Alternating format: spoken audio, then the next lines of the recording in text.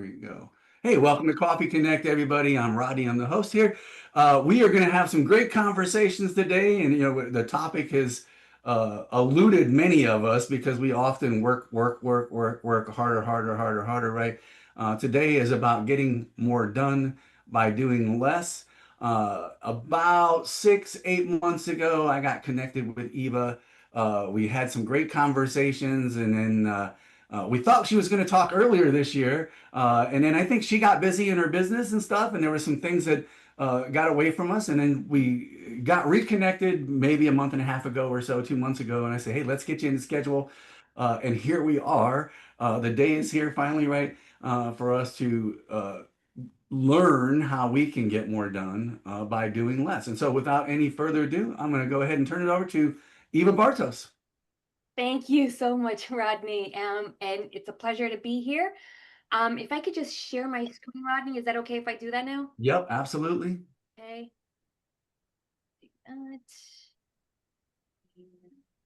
Let's see. How's that? Looks good. Looks Good. good. Yep. Okay, great. All right. So I would like to start by having us think about your last Monday morning, yesterday. So, did your to-do list look something like this?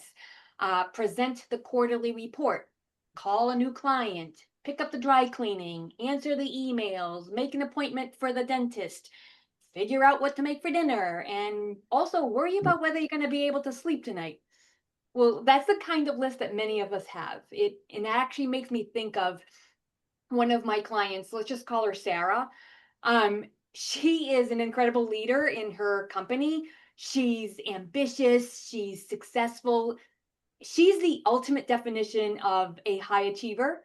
So when I met her, she was working harder than ever, trying to crush her list of things to do, but she felt like she was getting less and less done. And on top of that, she was telling me that there was a brain fog that just settled in, and she was tired all the time, and she just couldn't seem to lose the extra weight no matter what diet she tried.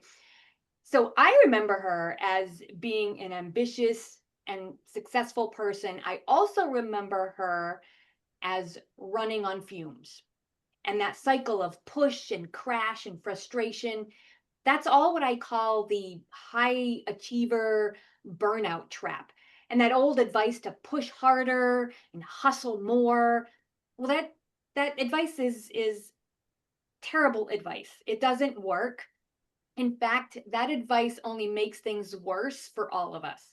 So I do want to get to the cost of this cycle of pushing through. When we're running on empty, like Sarah was, and we choose to push through anyway, what would you say is one of the first things that gets sacrificed? And I think this would be a great opportunity for a breakout. What's the first thing for you when you feel that you're just pushing through and you've got nothing else? That is a good room for a break, a good time for a breakout. Perfect. So I've got them set up, guys. It's 10:07. We're going to go for maybe 6 minutes, 5 minutes, and I'll see you guys back here shortly. So we actually heard a lot about, at least in the breakout room where I was at, we talked about relationships suffering, our health suffering, patience also suffers. So I want to thank you so much for taking part in this. The cost, as you see, the cost of running on empty includes your well-being in one way or another. So today we're going to talk about something that you may find a little different from the advice that's so common out there. And I'm just going to come out and say it. My productivity problem isn't about time management. It's about energy management. We've all been taught that to get more done, we have to do more. And that makes sense if you're a machine. But in real human life, what if the opposite is true? What if the secret to getting more done is actually by doing less? And I say this because Your body and your brain just can't operate at 100% capacity all day, every day. We are not machines. We don't run on formulas. We are human beings, not human doings.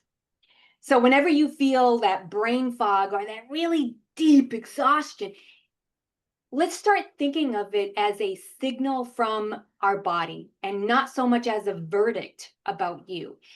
Think of it as a message that your body is telling you that it's time to hit a reset button somehow. But in our culture of hustle and constant motion, we just try to power through it, flooding our system with stress hormones that just to get through the day. But the reality is that when we power through those signals that our body is giving us, when we ignore those messages, the result is that you become less efficient, less focused, less effective, and in the process, less healthy. You end up working twice as hard for half the results. So let's just do a quick raise of hands with this, okay? Which one of these symptoms do you most attribute to stress right now? Is it headaches, migraines, struggle sleeping, frustrating weight gain? What would you say? I guess it's okay to call it out. Just call it out. Which one? If you had to pick one. Sleeping. Yes. Sleep. Yes. There's two for Eating. sleep. Eating. Yes. Yes. I'm glad you said that. We've got sleeping, eating. Yes. All of that. For me, it was a mental symptom like brain fog. Yes. Yes. Absolutely. And notice how, even with the brain fog, notice how these are physical symptoms. These are all side effects of the stress hormones that are constantly flowing through your body. So, is there anything that we can do, or is this just the way it is? Well, the title of this discussion is How to Get More Done by Doing Less. So, how can you really get more done by doing less? Well, it starts with a simple, powerful technique that I call the mindful minute. Okay, so this mindful minute isn't another thing to add to your already huge and possibly growing to-do list. This is a way to hit a mini reset on your day and get your focus and health back. And we're actually going to practice one technique of a mindful minute right now. And I promise it's only about 2 to 3 minutes. Okay, so the step one is to get grounded. And what that means is right now, wherever you are, whatever chair you're sitting in, just make sure you're sitting comfortably. Make sure you feel your feet on the floor. Notice your weight in the chair. And here's the key. If it's safe to do so, take a slow, deep breath in and out.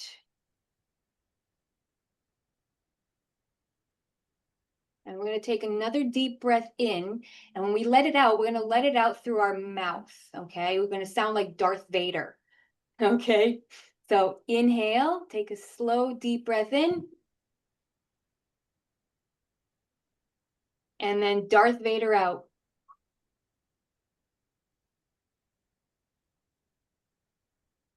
Okay. Step two is to scan for tension. Okay. So next we're going to do a quick mental scan of your body without judgment. You're just noticing where you might be holding tension. Is it in your jaw? Is it your shoulders? Is it your hands, your waist, or your belly? Just make a mental note of where that tension is. And step three is release.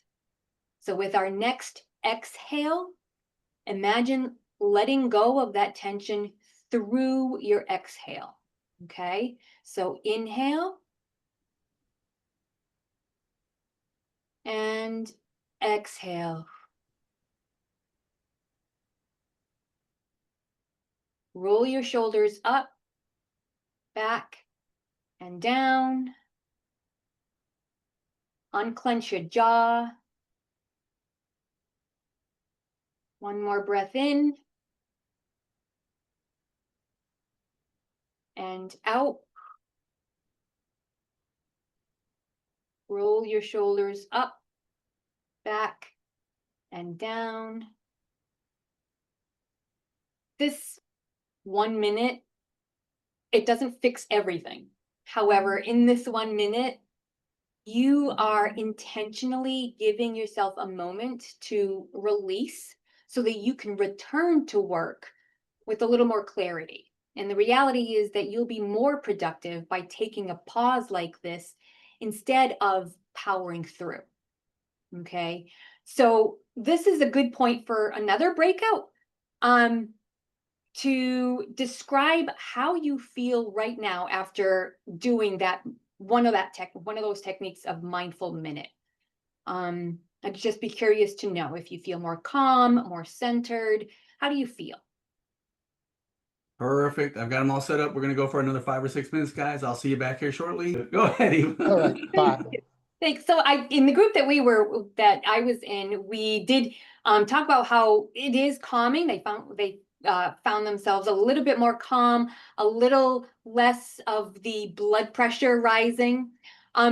So this mindful minute, this one technique of a mindful minute is just one small example of how simple but powerful shifts can totally change your day and how you operate within that day. So if you felt even a small sense of relief from that 1 minute, imagine if you were to do this for a whole month. This type of support, what could this do for you? In my experience in working with clients, the best results don't come from working harder. And I heard this before in a conversation before we started. They come from working smarter. So you can start seeing real results with those frustrating symptoms. Now, we've just practiced this one technique, but there's one more that I'm sure you're going to find helpful, and it's called a mental rehearsal. So mental rehearsal is a technique that's used by champion athletes, surgeons, and others. In a mental rehearsal, you imagine the game or task from your perspective as though you are actually competing or engaged in doing that task. Think of it like a mental trial run. They mentally rehearse their performance by breaking it down into tiny components. And research has shown that mental rehearsal can help you practice overcoming habituated resistance to any new healthy habits that you're trying to learn. It also links pleasure with healthy behaviors in the brain, and it motivates you to follow through in a way that you haven't really been able to do consistently in the past. So you all ready to try it? Okay, I'm going to ask you to sit with a tall spine, and you may close your eyes if it's safe or if you'd like to. Okay, and mentally scan your body for any tension. And I'm going to bring down my voice, tune into the quality of your breath. Soften your shoulders and your jaw without collapsing in your back or chest. I'll be talking for the next few minutes, so you don't have to do anything. You can fully relax into the sound of my voice. Nothing to do, nowhere to be. Imagine that version of you that is 100% committed to relaxing your body, because the body needs to relax. Healing happens in a relaxed state, not in a rushed, stressed state. Make a picture, if you will, of a future, healthier you in the coming days. This is the future you that is 100% committed to making choices in small, manageable steps that will lead you to feel better, healthier, and more relaxed. Imagine relaxing right now. Imagine being able to actually slow down your body enough to heal. Continue to breathe. And as you do, feel your lungs fill with air. As you inhale and exhale. Notice how it feels to finally be taking care of your body and your health. As you inhale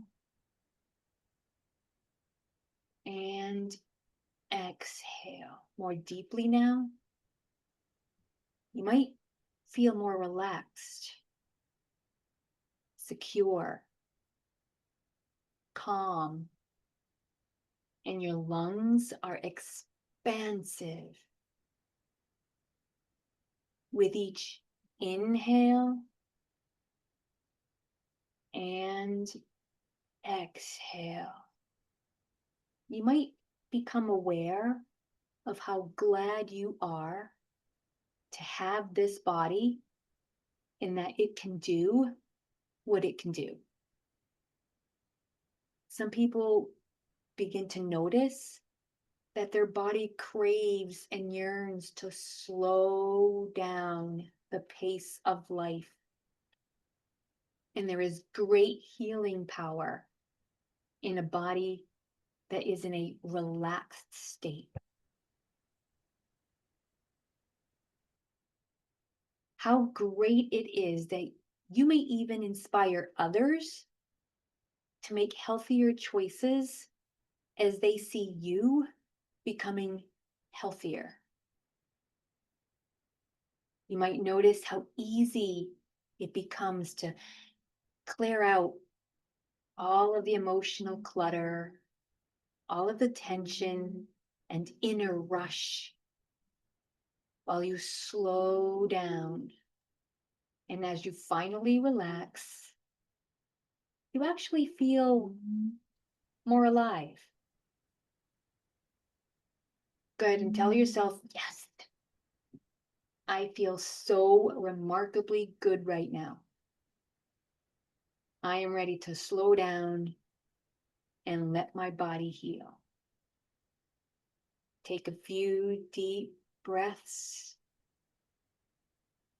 Wiggle your nose. Stretch your fingers. Move your shoulders around. And whenever you're ready, go ahead and slowly open your eyes if you have them closed. How was that? I think we can agree at this point that there are things that we can do to improve our health as well as stay productive in our jobs, our families, our lives, instead of pushing harder.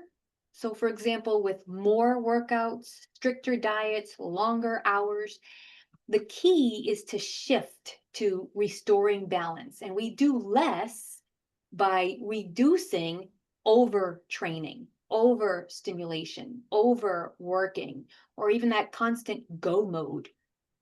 Doing less might mean pausing, it might mean grounding or breathing before reacting, which prevents burnout and wasted energy. And you actually achieve more clarity and control because now your system is regulated. In short, doing less means aligning our actions with our physiology and purpose. It means eliminating what drains us and allowing the body and mind to work as they were designed to, which makes everything more effective. We've been taught that if we want to get ahead, we have to do more hours, more effort. But your body doesn't operate like a machine. It's a human system for sure. But when that system is running in constant overdrive, you actually get less done because you end up with less creativity, less focus, less resilience. So doing more by doing less means learning to work with your biology, with your physiology, instead of fighting it. When you remove what drains you, so that mental overload, the nonstop alerts, the skipped breaks, your system gets a chance to reset. And from that calmer, clearer place, you can accomplish more in less time with far less strain. So our last breakout, what is one thing that you could do less of this week that might actually help you show up better at work or at home?